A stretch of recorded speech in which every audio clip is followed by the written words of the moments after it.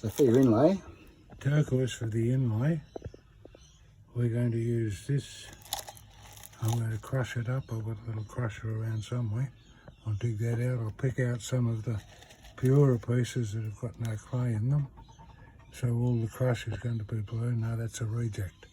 yeah, so he's feeling how hard they are in his fingers, because you need to use really hard stone bits for the inlay, because they cop abuse. Yeah, it's already been sorted out as hard stuff. Yeah, so the whole thing. But there's a piece that's totally blue. I've got no clay on it. Look at the colour on it. I can't even focus the camera on it. So bright.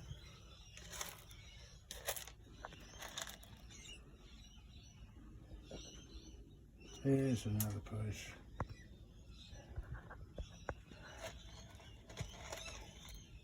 It's really gemmy.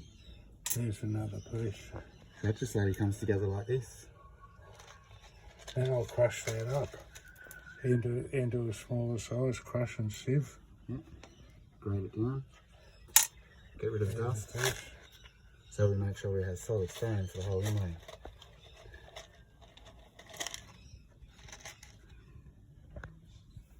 Another nice piece full.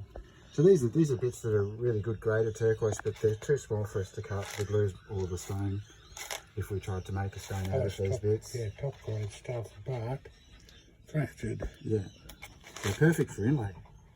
So some of the other bits currently play. Yeah, that's probably enough to do that whole.